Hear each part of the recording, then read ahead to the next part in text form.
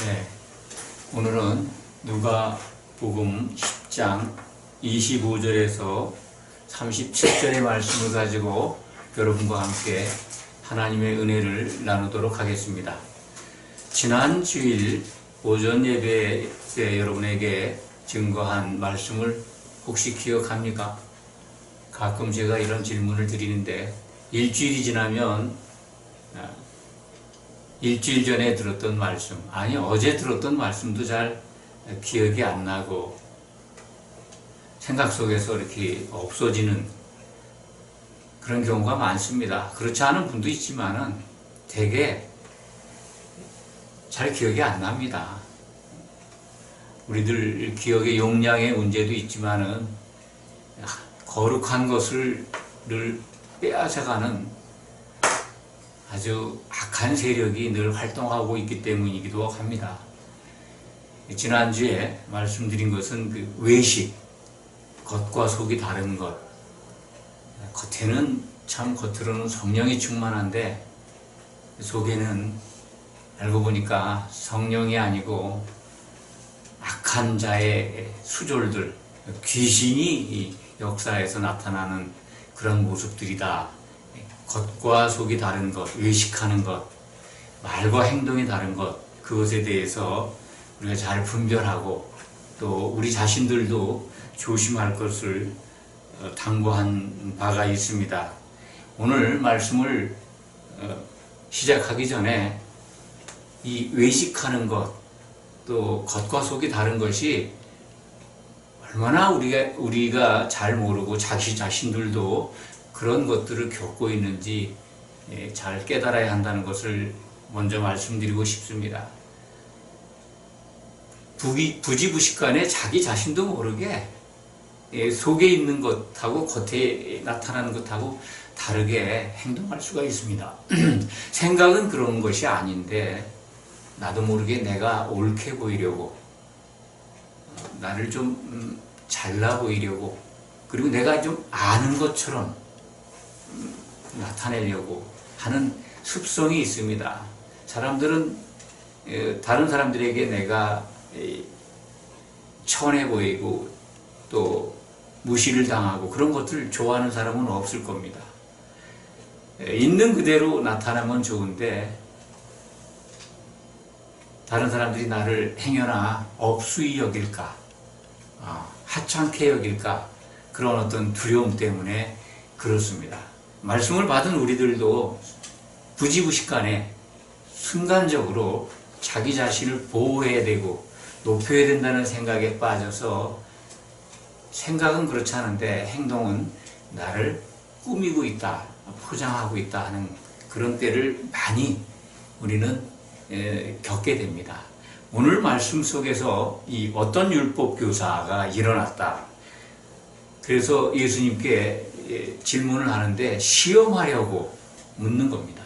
또 두 번째는 시험뿐만이 아니라 자기 자신을 옳게 보이려고 질문하고 있다 하는 것을 오늘 말씀이 증거해주고 있습니다.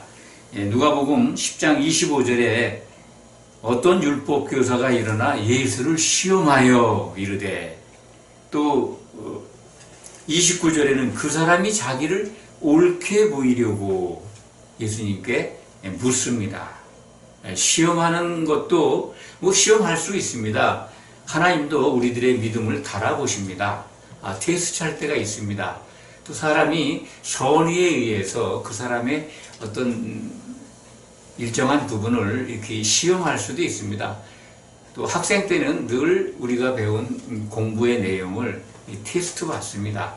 이 테스트한다, 시험한다는 게 모두 다 나쁜 건 아닌데 악의를 가지고 어떤 나쁜 의도를 가지고 시험하는 것은 그것은 외식 속에서 나오는 것입니다. 이 사람이 내가 율법 선생인데 이걸 아나 모르나, 참 기적도 표적도 보이고 많은 사람들을 가르치고 있는데 과연 율법을 아는가? 그걸 테스트하는 거죠. 그래서 올무를 놓으려고 하는 의도가 있다. 결국은 이 율법 교사라는 사람의 의도는 순수하지가 않다는 것을 알 수가 있습니다. 왜냐하면 두 번째 질문이 자기를 옳게 보이려고 하잖아요. 자기가 의롭다. 율법을 지켜서 사는 것이기 때문에 자기가 참 옳다. 자기 자신을 옳다라고 나타내려고 하는 거, 그 외식하는 거 아니겠습니까? 그래서 서두에 외식하는 게 뭐다 하는 것을 말씀드린 겁니다. 율법 교사에 대해서 좀 설명을 드리겠습니다. 율법 교사라고 하는 것은 율법을 가르치는 사람입니다. 구약의 율법을 가르치는 사람들을 갖다가 율법 교사라고 하는데, 대개 신약 성경을 보면은 마태복음에는 이 외식하는 자, 또 이 자기 자신을 꾸민 위선자들을 예수님이 책망하실 때 서기관과 바리새인들이여라고 하십니다. 마태복음 23장에 주로 이제 나와 있는데, 누가복음에서는 대체적으로 율법 교사를 책망하십니다. 물론 바리새인이라고 호칭을 하십니다만, 율법 교사, 외식하는 자여 너에게 화가 있을지어다. 외식하는 자의 어떤 대명사격이 율법 교사 또는 바리새인, 그리고 서기관, 이렇게 세 어떤 부류가 같은 의미로 쓰여집니다. 그렇다면 율법 교사가 누군지는 알면은 그 세 부류의 사람들을 연관해서 우리가 이해할 수 있습니다. 율법 교사는 구약 성경을 가리키는 자들입니다. 그런데 이 서기관과 거의 같은 사람들이 그 일을 했습니다. 서기관이면서 율법 교사 역할을 했다는 거죠. 서기관은 구약 성경을 필사했던 사람들입니다. 인쇄술이 지금처럼 발달하지 않을 때 모든 구약 성경을 한자 한자 이 서기관들이 필사했습니다. 일례가 있는데요. 그 서기관들이 얼마나 엄격하게 이 성경을 필사할 때 자기 자신을 간수하고 또 이렇게 다스렸냐면요. 여호와, 하나님이라고 하는 야훼라, 아도나이, 주, 이 이름이 나오면은 손을 씻고 가서 기도한 다음에 그 이름을 썼다라고 하는 기록이 있습니다. 그렇게 전승이 되고 있습니다. 이 성경을 필사하면서 하나님이라는 단어가 나오면 가서 손을 씻고 기도하고, 이 경솔히 하나님께 죄를 지을까봐 우리가 생각할 때 참 지나친 것이죠. 지나칠 정도로 그렇게 외적으로 경건함을 나타내면서 필사를 했다. 그러니까 그런 전통들이 이렇게 이어져서 정말 자기 자신을 꾸미는 외식으로 이어진 것 아닌가. 서기관이면서 되게 율법 교사가 됐다 하는 걸 알 수가 있고, 예수님 당시에는 이제 되게 이 구약 성경을 가르치는 자, 성경을 필사하는 자들이 바리새파 사람들이었다고 합니다. 바리새인이라고 하는 것은 율법대로 살려고 노력했던 사람들입니다. 출발은 그들이 참으로 성경적이었는데 너무 율법에 매이다 보니까 하나님의 진정한 의와 사랑은 잊어버리고 이 행위로 구원에 이르려고 하는, 그래서 늘 정죄를 하죠. 결국 그들은 아주 외식하는 자의, 자기 자신을 꾸미고 포장하고 겉과 속이 다르게 행동하는 자의 어떤 대명사가 되어버렸습니다. 오늘 그 25절에 나와 있는 어떤 율법 교사, 바로 그 서기관일 수도 있고, 또 90% 이상은 바리새인일 겁니다.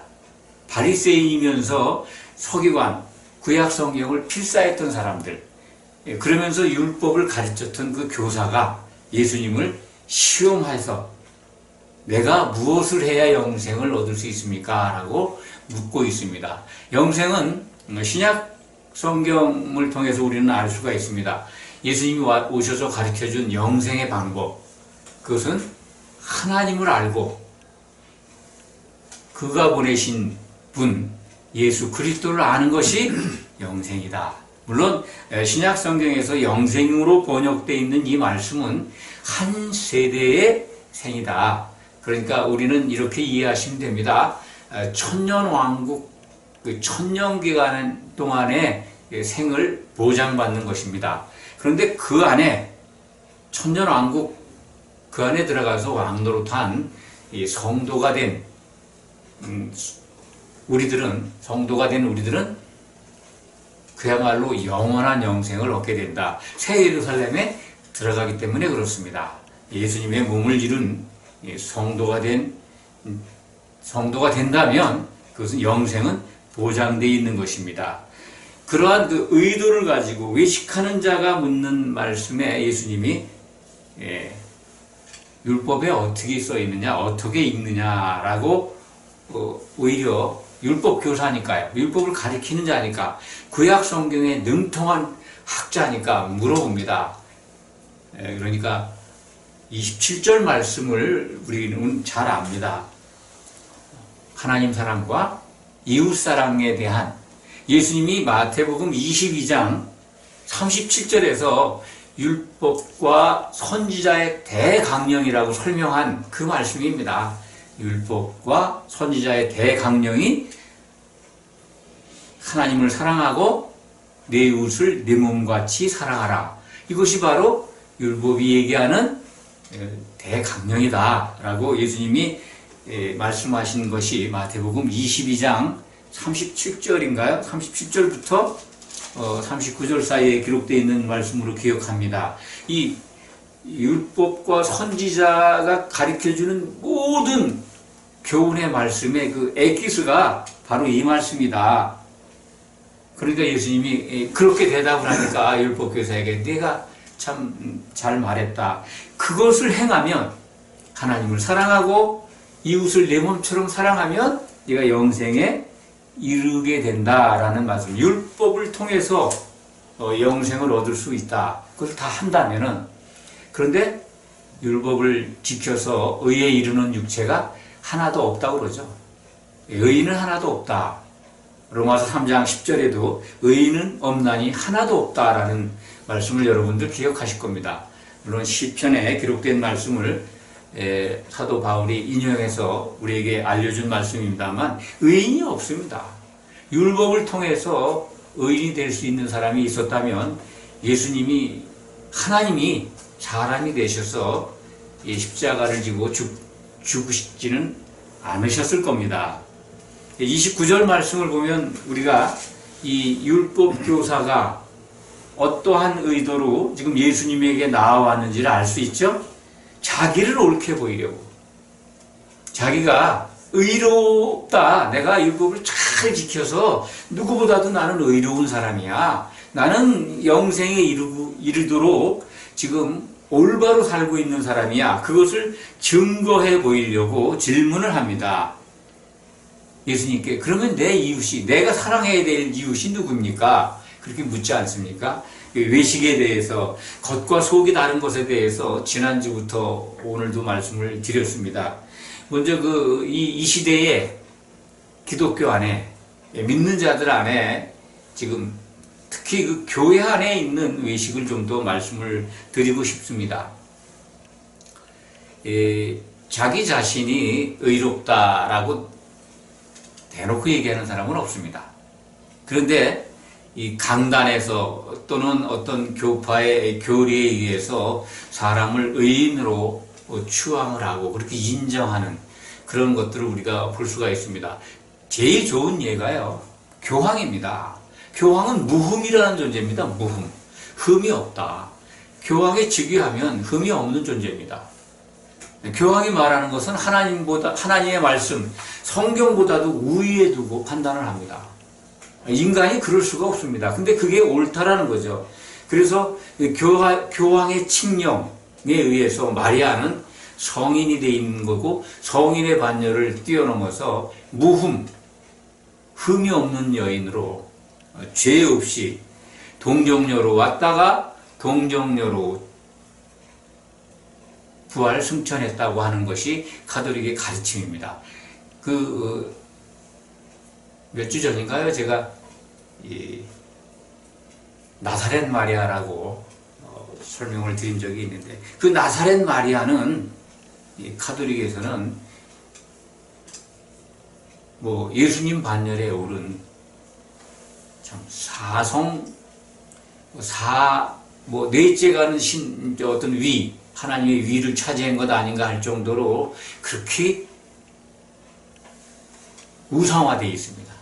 무흠, 흠이 없이 살다가 부활했다. 하늘로 부활했다는 거죠. 마리아는 무염시태, 죄 없는 상태에서 태어났고, 그리고 죄가 없는 상태에서 부활했다 하는 것이 가톨릭의 교리입니다. 그러니까 너무나도 의인화시킨 거죠. 사람이었는데 예수님 외에는 의인이 없다고 하는 게 성경의 기록인데 의인을 만든 거죠. 교황도 그렇게 의인화되어 있는 겁니다. 흠이 없는 존재로. 의인은 하나도 없다고 그러는데, 그래서 의인인 척 해야 되는 겁니다. 그렇지 않습니까? 그것을 본받아서 이 기독교 교단 안에도 참 자기 자신이 강단에 선 목사, 하나님이 주신 어떤 그 목사로서의 직분으로서의 일이 있고 그것으로 사용되는 것인데, 자기 자신은 무음인 것처럼 의의를 나타내는 경우도 있습니다. 이단의 교주들은 거의 다 자기 자신이 완벽한 의인이라고 자기 자신을 꾸밉니다. 외식하는 거죠. 참 화가 있다. 겉과 속이 다르게 자기를 꾸미고 포장하고 하는 화가 있다라고. 바리새인, 율법 교사, 서기관, 이 시대에 그들이 누굽니까?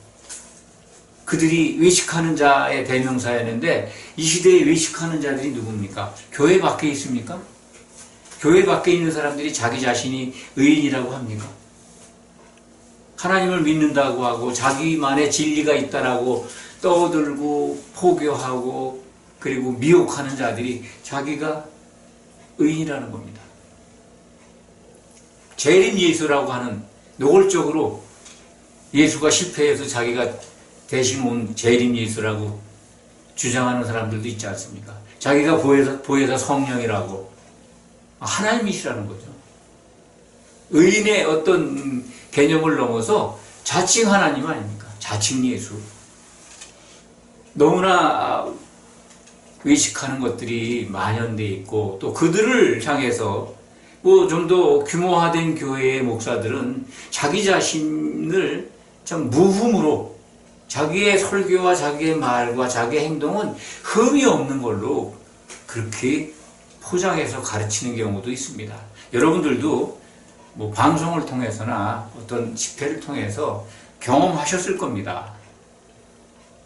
여기 오늘 예수님을 시험하고 있는, 자기 자신을 옳게 보이려고 하는 것과 다른 게 뭐가 있겠습니까? 예수님이 이웃에 대한 질문을 받고 예수님이 답을 하십니다. 오늘 30절 이하의 등장인물들이 여럿 나오죠? 예루살렘에서 여리고로 내려가다가 강도를 만나서 거의 매맞아 죽을 뻔한 사람, 강도 만난 자, 그리고 강도 만난 자를 보고 피해가는 제사장, 또 레위인, 그리고 강도 만난 자를 치료한 사마리아 사람, 이 네 사람이 등장을 하죠. 참으로 어떻게 보면 소설적 구성 요소를 다 가지고 있고 아주 재밌고 흥미롭습니다. 그리고 이 선한 사마리아 사람의 어떤 선행에 대해서 우리는 잘 알고 있습니다. 누가복음의 사복음서 가운데 오직 유독 누가복음만 이 말씀을 기록하고 있습니다. 선한 사마리아인이라고 우리는 알고 있는데 성경에는 선한 사마리아인이라는 표현은 없습니다. 사람들이 그냥 선하게 행동했으니까 선한 사마리아인이라고 부르는 겁니다. 그냥 어떤 사마리아 사람입니다. 예수님의 표현대로 하면 어떤 사마리아 사람, 여행 중에 사마리아 사람에 대해서 말씀드리기 전에 먼저 그 레위인, 레위인이 왜 그를 피해 갔을까? 구약 시대에 지금 예를 드신 겁니다. 레위인은 지금 여리고에서 예루살렘으로 부지런히 가고 있는 중입니다. 제사장, 먼저 제사장을 말씀드리겠습니다. 제사장은 지금 예루살렘으로 성전이 있는 곳으로 가고 있죠. 그럼 제사장은 직무가 뭡니까? 성전에서 제사를 집행하는 자고 하나님의 일을 수행하는 사람입니다. 물론 레위인도 성전에서 하나님 성전에 속한 일을 하는 사람입니다만 제사장하고는 직분이 다르죠. 제사장은 구별된 사람이고 성소에 들어가서 일을 하는 사람입니다. 그러니까 하나님의 집 성소에 들어갈 수 있지만 레위인과는 좀 구별되어 있는 사람입니다. 이 제사장이 예루살렘으로 가고 있는 것은 바로 이 하나님의 성전에 가서 일을 하기 위해서 가는 겁니다. 그런데 율법에 구약 율법 레위기 21장 1절에서 2절 사이의 내용을 보면요, 레위인은 도무지 죽은 자를 만지면 안 돼요. 어느 경우든지. 다만 예외가 있다면 어머니, 아버지, 자기 친아들, 또 시집까지 하는 딸, 그들의 시체는 만질 수 있어요. 근데 이 제사장은 못 만집니다. 그 외에는.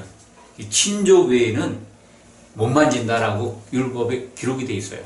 그러니까 제사장이 지나가다 보니까 어떤 사람이 강도를 만나서 죽게 돼 있는데 이 보니까 다 여기 지금 거의 죽게 돼 있다는 거 아니에요. 거의 시체라는 겁니다. 만지면 안 되잖아요. 레위인은. 레위인이 지금 정말 인정머리 없고 정말 우리가 생각할 때 어떻게 사람이 죽어가는 걸 보고 그냥 피해가느냐 하겠지만은 구약 율법 시대의 상황을 보면요, 제사장 피해갈 수밖에 없습니다. 사랑이 있다면, 하나님의 진정한 사랑을 안다면 죽었는지 살았는지 이렇게 살펴볼 수는 있겠죠. 만지면 안 됩니다. 율법에는. 그러면 제사장은 성전에 가서 일을 못해요. 제사장 만질 수가 없습니다. 그런데 레위인도 그도 또 피해가요. 레위인에 대한 어떤 이스라엘 백성들에 대한 율법에는요, 민수기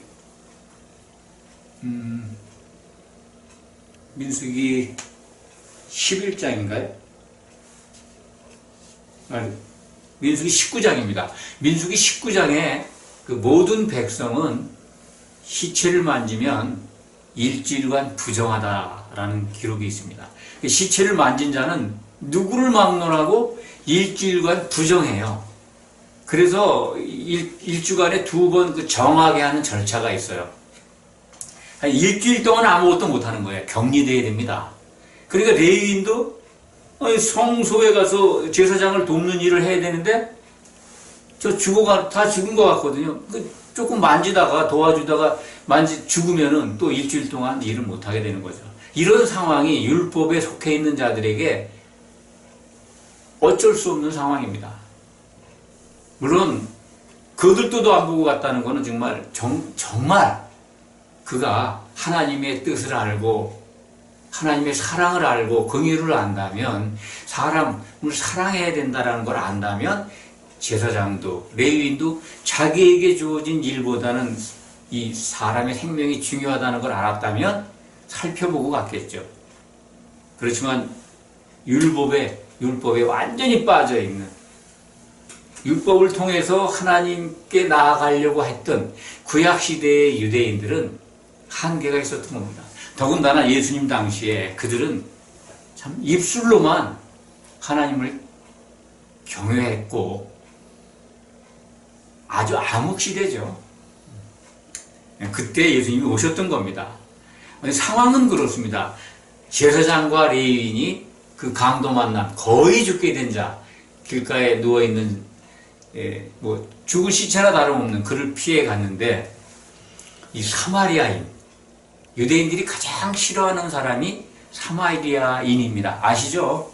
왜 싫어했을까요? 사마리아 역사에 대해서 오후 시간에 조금 더 설명을 드리기로 하고, 우선은 간략하게 사마리아는 북이스라엘 지역 수도가 있던 곳인데, 그 사마리아 그 일대를 북이스라엘 솔로몬 왕 르호보암 때 하나님이 남유다와 북이스라엘로 나눕니다. 나라를 남북으로 갈라놓죠. 어떤 상황은 우리나라가 이게 남북으로 갈라져 있는데 그래서 갈라진 상황은 비슷합니다. 성경의 기록에 보면은 이 다윗 왕국을 솔로몬이 죽은 다음에 하나님이 둘로 나누세요. 하나님이 하신 겁니다. 선지자에게 예언을 하게 하고 그대로 이루십니다. 그 북이스라엘 10부족이 살았던 그 나라가 200약 9년인가요? 동안 존속을 합니다. 독립을 한다. 이렇게 나눠진 다음에 사마리아 근데 이 북이스라엘이 BC 722년경에 아수르 세계사적으로는 아시리아라고 그러죠. 아시리아 제국에게 멸망당합니다.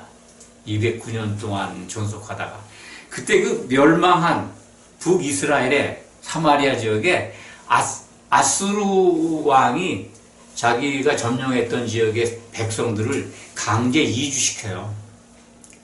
북이스라엘 사람들, 이스라엘 백성들은 자기네 나라로 포로로 잡아가고 그 지역에는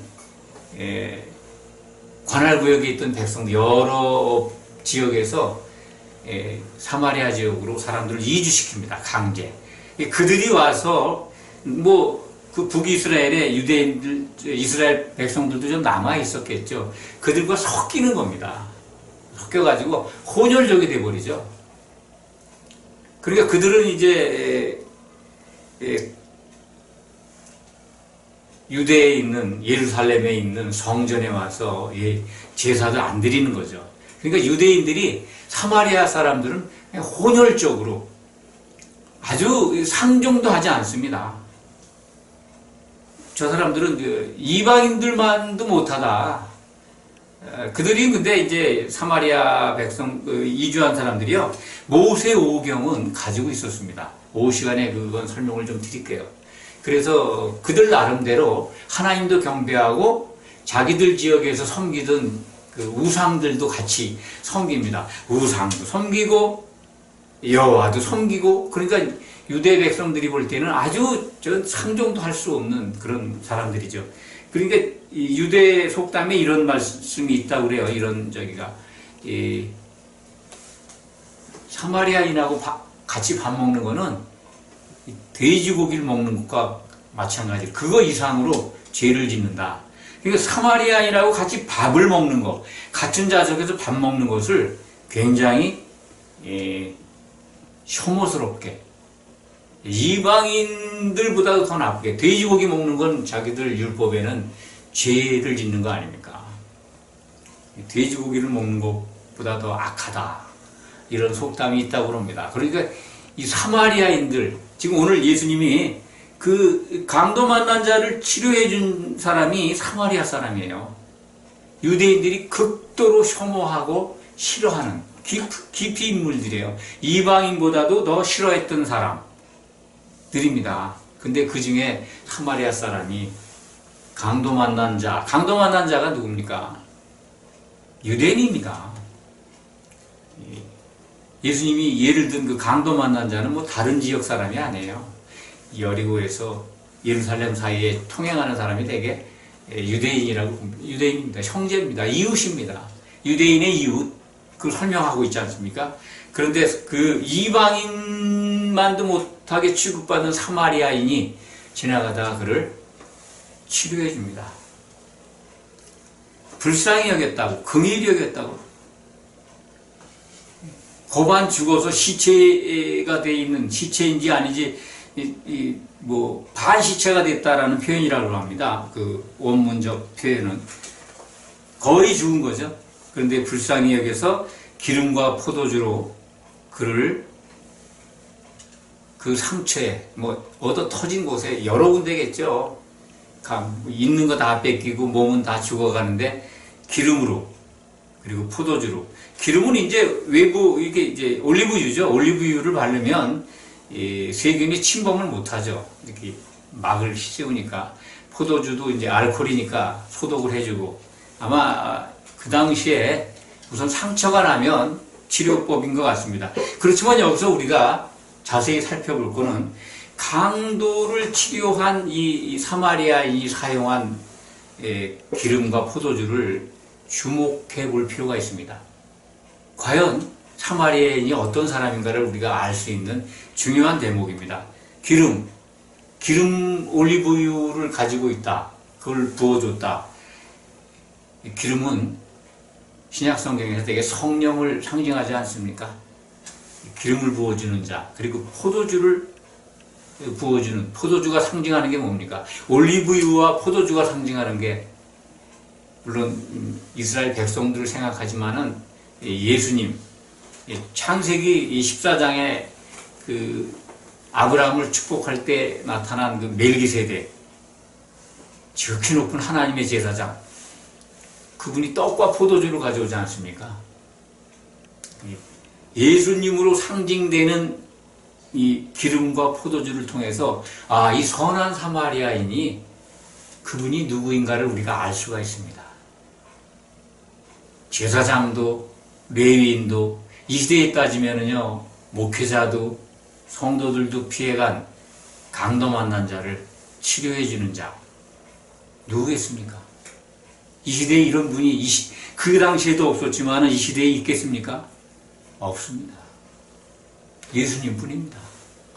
예수님이 설명한 이 어떤 사마리아 사람은 자기 자신의 정체를 소개해 주고 있는 겁니다. 예수님을 소개하고 있는 거죠. 어떤 사마리아인이 돼야 된다. 물론 그렇게 돼야죠.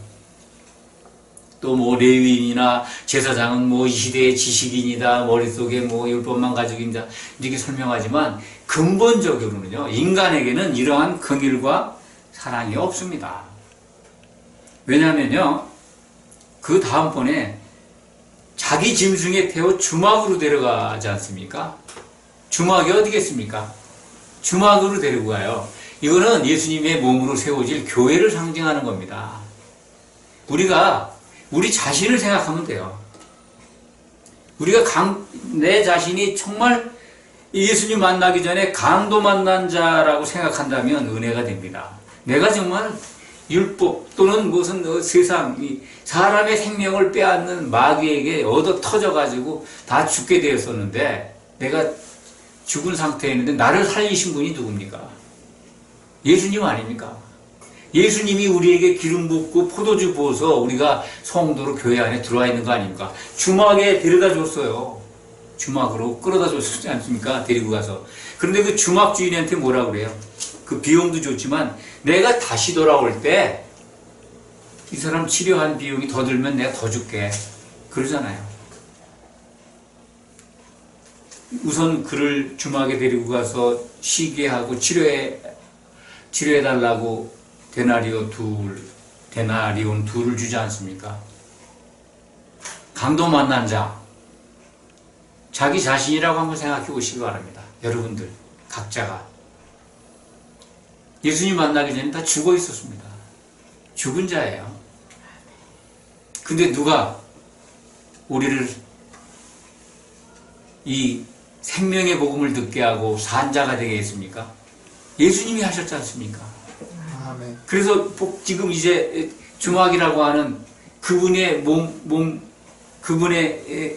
그분이 반석이 되신 그 위에 세워지는 교회에 들어와 치료를 받고 건강하게 그분이 오실 걸 기다리는 거 아닙니까? 그분이 다시 오실 때 상급도 주신다는 거예요.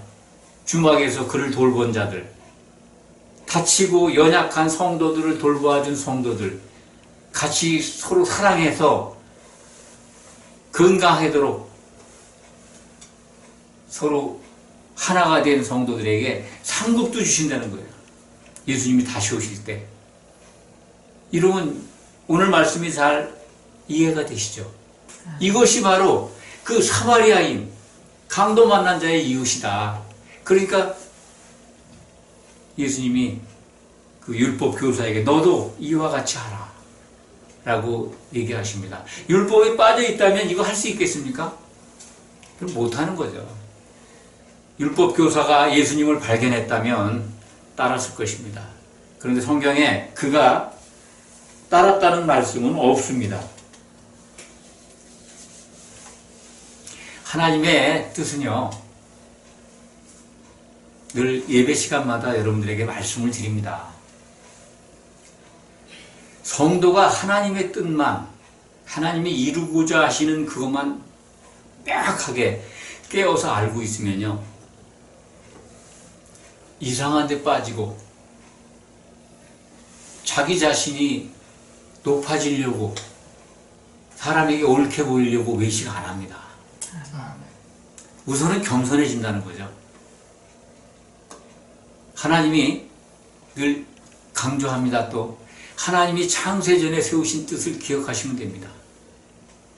그리스도 안에서라고 하는 것, 에베소서 1장 4절부터 6절의 말씀입니다. 하나님이시면서 하나님이신 사람이 이 땅에서 죽어야 되시는 거예요. 그리스도 아니라고 하는 거는요, 하나님이신 예수님이 사람으로 오셔서, 하나님이 사람이 되셔서 이 땅에 오셔서 죽어야 돼요. 그리스도로 말미암아 예수 그리스도가 되셨고 또 죽고 부활하셔서 맏아들이 되신 그분 안에서 우리가 아들들이 되는 겁니다. 그 아들들의 개념이 이제 이기는 자고 상속자입니다. 그런데 아들들로 이루어져서 완성된 것이 뭡니까? 교회잖아요, 교회. 교회로 우리가 세워지면 그분은 그 교회를, 예수님은 성경에는 어린 양이라는, 어린 양의 신부를 맞이하러 오실 겁니다. 신랑으로 오실 거예요. 이 신랑을 기다리는 우리는 그분의 신부인 교회로 단장되어야 가는 지체들이다. 성도의 신분이 그렇습니다. 그렇다면 신부 단장을 위해서 우리는 뭐가 필요해요? 신부 단장을 위해서 예수님이 부어주시는 기름이 필요한 겁니다. 성령의 기름 안에 들어가 있으면 되는 거예요. 그러면 서로 사랑할 수 있게 되고 우리가 한 몸으로 세워져 가게 됩니다. 성령의 기름을 받으려면은 하나님의 뜻, 그것을 안다면 예수님이 우리에게 명령하시는 자기를 부인하고 자기 십자가를 지고 예수님을 따르게 될 겁니다. 내 생각을 버리라는 거죠. 예수님의 생각과 같아지라는 거죠. 내 생각을 붙들고, 그리고 예수님의 생각을 외면한 채 십자가를 졌다고 합니다. 아니죠. 십자가 졌습니까? 그 십자가 안 진 거죠. 그래서 우리말 성경은 번역이 좀 이상합니다만 십자가를 안 지고 따라가는 거죠. 예수님께 합당하지 않다는 거예요. 자기를 부인하지도 않고 십자가도 지지 않고 주여 주여 한다는 거죠. 합당하지 않다. 예수님이 오실 때 모른다고 하시는 겁니다. 예수님은 상급까지 준비해 놓고 계십니다. 다시 오실 때 보상해 주신다는 거예요. 우리가 이제 오늘 말씀을 통해서 우리 마음속에 또다시 새겨야 될 것은 하나님의 목적상 뭘 이루시고자 하는 것, 그걸 새기면 되는 겁니다. 여호와라고 하는 이름에서 여러분들 늘 기억하라고 말씀드렸습니다. 여호와, 야훼, 되게 하시는 분, 반드시 성취하는 분이라는 겁니다. 이루시는 분, 세우신 뜻, 그 뜻을 반드시 이루신다는 거예요. 그거 확신하고 있으면 그게 진실한 믿음 아닙니까? 하나님은 반드시 우리에게 약속한 것을 이루신다. 아멘. 예수님이 다시 오셔서 우리를 신부로 맞이하실 것이다. 그런데 뭘 가지고 판단하시냐면 기름이 있나 없나, 성령의 기름을 준비했나 준비하지 않았나, 그 안에 한 몸을 이루었나 한 몸을 이루지 않았나, 그거 보신다는 겁니다. 주여 주여 한 자마다 다 들어가는 게 아니고, 예수님은 뭐라 그러십니까?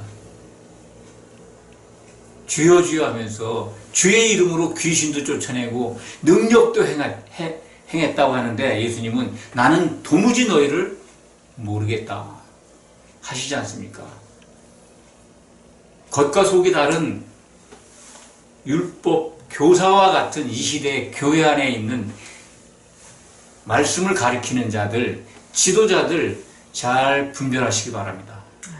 성령의 기름이 그 안에 있는가 아니면 귀신이 충만해 있는가 분별하시기 바랍니다. 우리에게 주신 이 말씀을 통해서 풍성한 성령의 기름을 준비하는 여러분이 되기를 축원합니다. 아멘. 기도하겠습니다. 아버지 하나님 감사합니다. 선한 사마리아인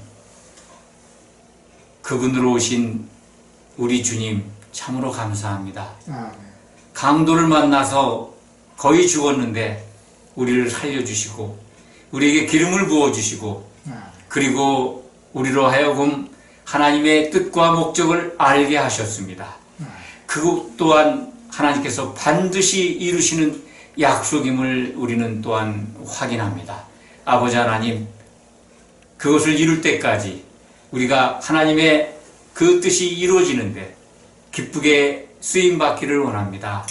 우리를 사용하여 주시고 하나님의 목적인 새 예루살렘 안에서 이기는 자로서 주님과 더불어 찬송할 수 있도록 인도해 주시옵소서. 예수 그리스도의 이름으로 감사드리며 간절히 기도하옵나이다. 아멘.